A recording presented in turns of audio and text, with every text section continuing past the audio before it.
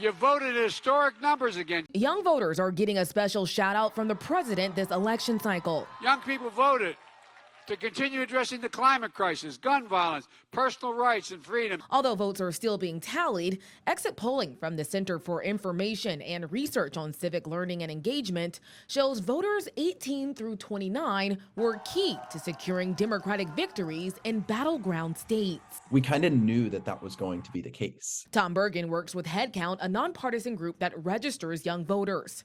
He says it's no surprise young voters, especially Gen Z, are turning out. Gen Z, by nature of just existing, is political. And the result of that is the turnout for elections that we are seeing and that we probably will continue to see, because only about half of Gen Z is eligible to vote thus far. At 25, Florida Democrat Maxwell Alejandro Frost is now the first member of Gen Z elected to Congress. He says the GOP ought to take note. Over 64% of Gen Z voted for Democrats. It would be a wake-up call for me, but I'm not sure they're going to wake up. Daniel Alvarez with the Republican National Committee says it's too soon to draw conclusions. We have 14 House races that have yet to be called and 2 Senate races. She says the RNC is instead focusing on the Senate runoff in Georgia.